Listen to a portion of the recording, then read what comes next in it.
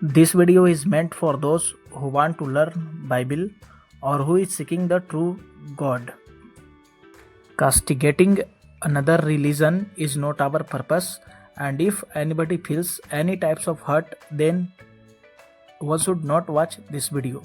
It's only for those type of people who want to support Bible and biblical theories.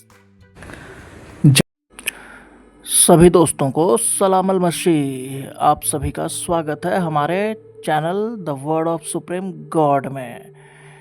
आज का subject है यीशु मसीह ने हमारे पापों की सज़ा अपने ऊपर ली, और अगर कोई व्यक्ति इस प्रेम को अस्वीकार करता है तो उसका परिणाम क्या होगा। क्या आपने कभी किसी को दूसरे की सज़ा भुगतते देखा है? क्या कोई ऐसा हो सकता है जो किसी अपराधी की जगह खड़ा हो जाए जिसने कुछ किया ही नहीं फिर भी सज़ा पाए? ये कुछ बेसिक से क्वेश्चंस हैं हमारी सभी के लाइफ में। आज मैं आपको एक ऐसा कहानी बताने जा रहा हूँ जो सिर्फ एक कहानी नहीं बल्कि आपके और मेरे जीवन का सबसे बड़ा सच्चाई है। एक ऐसा सच्चाई जिसे जानना, मानना और समझना आपके जीवन को बदल सकता है। कल्पना कीजिए, जस्ट इमेजिन, कल्पना कीजिए कि एक युवक तेज बाइक चला रहा था और तेज रफ्तार में वह नियंत्रण खो बैठा और एक मासूम को टक्कर मार दी। मासूम की मौत हो गई। पुलिस ने उसे पकड़ लिया। मामला अदालत में गया। न्यायाधीश ने कहा, इस अपराध की सजा है 100 कोड़े, 100 लैसेस इसकी सजा है। पूरे नगर में चर्चा होने लगी कि क्या यह युवक बच पाएगा, क्या कोई उसे माफ कर सकता है। जवाब था नहीं। क्यों? क्योंकि कानून कहता है कि जो पाप करेगा उसे सजा भुगतनी होगी।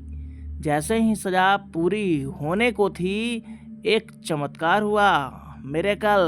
भीड़ में से एक व्यक्ति आगे आया, एक शांत चेहरा, आंखों में करुणा, चाल में नम्रता। उसने कहा, मैं इस युवक की सजा भुगतूंगा, मुझे कोड़े मारो। लोग चौंक गए। यह कौन है? इसने तो कुछ गलत नहीं किया। लेकिन वह अड़ा रहा। सिपाहियों ने उसके हाथ बांधे और 100 कोड़े मारे। उसका खून बहता रहा, शरीर फट गया, लेकिन वह चुप रहा। वह कोई साधारण मनुष्य नहीं था। वह एक राजा का पुत्र था। वह स्वर्ग का राजकुमार था। वह जानता था कि यह युवक दोषी है, लेकिन फिर भी उसने प्रेम से उसकी सजा अपने ऊपर ले ली। अब वह युवक क्या करता? उसके पास 2 विकल्प थे। इस बलिदान को स्वीकार करे, बदल जाए, कृतज्ञता से नया जीवन जिए, अगली बार रफ्तार में बाइक चलाने से पहले सोचे। या फिर दूसरा ये भी कह सकता है कि मुझे तेरी क्या ज़रूरत है, मैं जैसा हूँ वैसा ही रहूँगा। कल्पना कीजिए, अगर वह युवक कहे, तू कौन होता है मेरी जगह लेने वाला? तू मर गया तो क्या, मुझे फर्क नहीं पड़ता। तुमने मेरे लिए 100 कोड़े मार खाए, इससे मुझे तो कोई फर्क नहीं पड़ता। क्या यह सही है? यही कहानी आपके और मेरे साथ हुई है। हम वो अपराधी हैं हमने अपने जीवन में पाप किया। झूठ, लालच, नफरत, व्यभिचार, चोरी, अभिमान, हम सब ने यह किया। रोमियो 3:23 कहती है, सब ने पाप किया और परमेश्वर की महिमा से रहित हैं।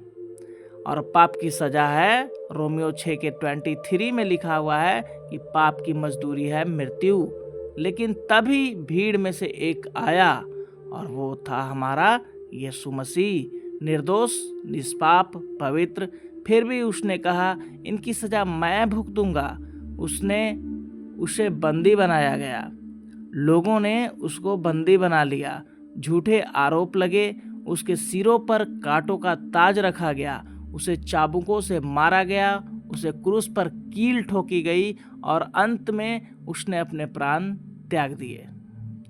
यशायाह 53:5 कहता है कि वह हमारे ही पापों के कारण घायल किया गया, हमारे अधर्म के कारण कुचला गया, उसके कोड़े खाने से हम चंगे हुए हैं।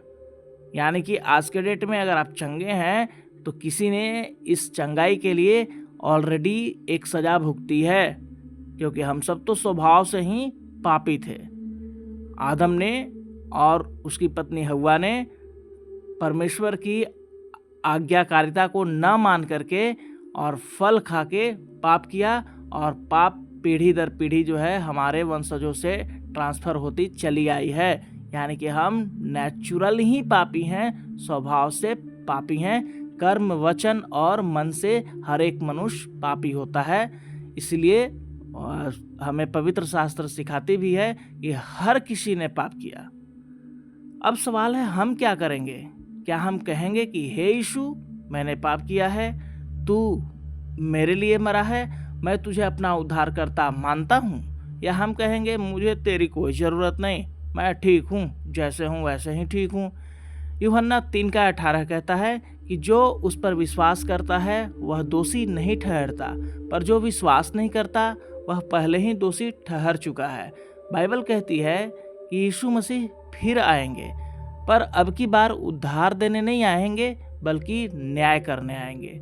मत्ती 10:33 कहता है, जो मनुष्य जो मुझे मनुष्यों के सामने इनकार करेगा उसे भी मैं अपने पिता के सामने इनकार करूँगा। तो आज अवसर है पाप स्वीकारने का, पश्चाताप करने का, मसीह के बलिदान को अपनाने का, नया जीवन शुरू करने का। कुरिन्थियों 6:2 में लिखा है कि अब उद्धार का समय है, आज उद्धार का दिन है। यीशु मसीह ने कोड़े खाए, सूली उठाई, मृत्यु सही ताकि आप जीवित रहें। क्या आप उस प्रेम को ठुकराएंगे या कहेंगे कि हे प्रभु, मैं तेरे प्रेम का अधिकारी नहीं था, फिर भी तूने मुझसे प्रेम किया, अब मैं अपना जीवन तुझे समर्पित करता हूँ? एक बात तो कन्फर्म है कि शरीर यहीं पर मिट जाएगा और इसमें रहने वाली आत्मा उस परमात्मा के पास जाएगी। और जब परमात्मा वहाँ पूछेगा, क्या तू मुझे जानता है? मैंने ही तेरे लिए कोड़े खाए थे।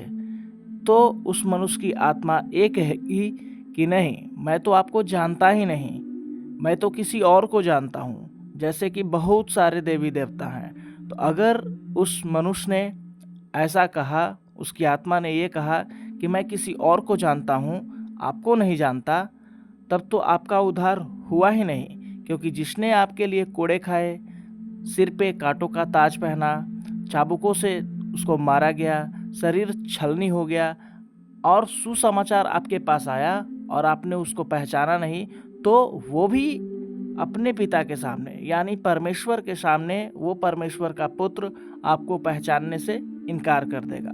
और अगर आपने उसे पहचान लिया, आज के डेट में अगर आपने उसे पहचान लिया, तो वो परमेश्वर स्वर्ग में भी आपको पहचानेगा और आप स्वर्ग के अधिकारी होंगे। अगर यह संदेश आपके हृदय को छू गया हो तो वीडियो को लाइक करें, चैनल को सब्सक्राइब करें। सभी लोगों को प्रभु यीशु के नाम में शालोम, शांति, जय मसीह की।